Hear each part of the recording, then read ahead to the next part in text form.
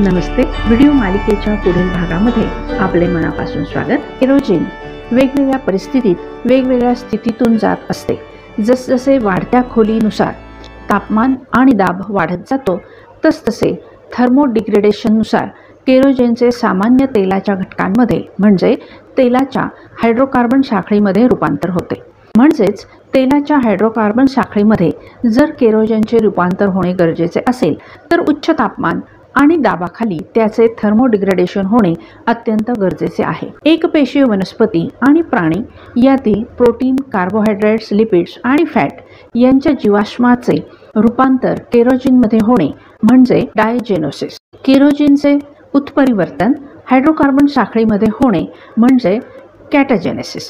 आता हे रूपांतर होताना केरोजीनची भूपृष्ठाखालील खोली ज्यामुळे उच्च तापमान आणि दाब कार्यरत होतो आणि त्यात समाविष्ट झालेले घटक यावरून किती प्रमाणात कोणत्या हायड्रोकार्बनची साखळी तयार होईल हे निश्चित होते.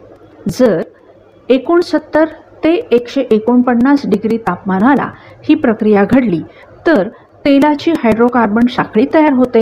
149 डिग्रीपेक्षा जास्त तापमान असेल तर नैसर्गिक वायूची साखळी निर्माण होते. तेलाची अशी खिडकी म्हणजे जेथे मघाशी सांगितलेल्या सर्व प्रक्रियांमुळे तेल तयार होऊन सच्छिद्र गाळाच्या खडकात असलेल्या मोकळ्या जागेत तेल साठणे. अशा खिडक्या साधारणपणे 8000 फूट ते 10,000 फूट खोलवर 100 ते 300 डिग्री सेल्सिअस तापमानात सापडतात असे काही शास्त्रज्ञांचे मत आहे. तर काही 7000 ते 16000 फूट खोलीवर सापडतात.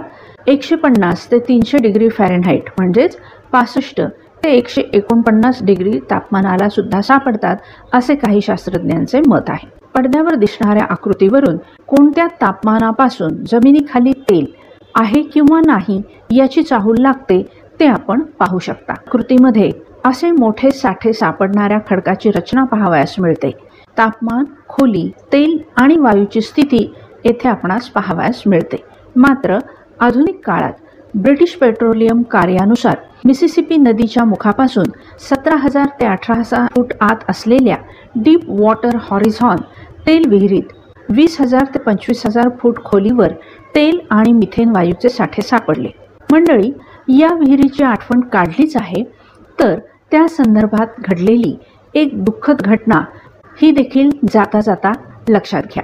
तेल बाहेर काढण्याच्या प्रक्रियेत 20 एप्रिल 2010 रोजी या विहिरीतून मॅकॉन्डो येथून तेल बाहेर काढत असताना मिथेन वायूसुद्धा बाहेर काढण्याचे काम नेहमीप्रमाणे चालू असताना अचानक मिथेन वायू खूप वेगाने बाहेर पडू लागला.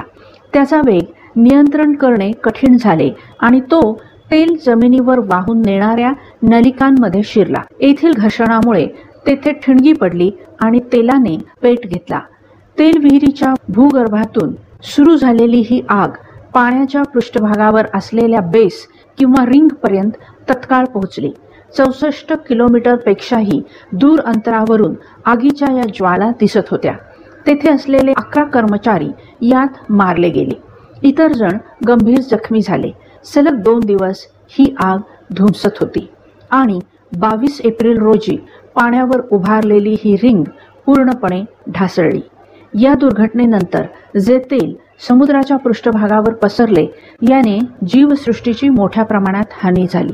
त्याचबरोबर ब्रिटिश पेट्रोलियमचे प्रचंड प्रमाणात आर्थिक नुकसानही झाले. डीप वॉटर हॉरिझॉन या ठिकाणी घडलेल्या अपघातावर आधारित याच नावाची एक इंग्रजी फिल्म त्यानंतर तयार केली गेली आणि ती खूप गाजली. मंडळी, ब्रिटिश पेट्रोलियमचे दुसरे कार्य टायबर ऑइल गल्फ ऑफ मेक्सिकोमध्ये देखील चालू होते, ज्यात 35,000 फूट खोलीवर त्यांना तेल सापडले.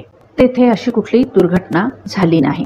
दक्षिण टेक्सासमध्ये ईगल फोर्डमध्ये जे अपारंपरिक तेलाचे साठे सापडले त्यात कमी तापमानाला उथळ तेल साठे वरच्या बाजूला आहेत आणि वायूंचे साठे खालील बाजूला आहेत. मंडळी, यावरून खोलीबद्दल शास्त्रज्ञांमध्ये वेगवेगळी मते आहेत हे प्रोफेसर डॉक्टर लॉरेन्स कॉलिन्स आपल्याला या उदाहरणांवरून दाखवून देतात. आणखी माहिती आपण घेणारच आहोत, मात्र पुढील भागामध्ये.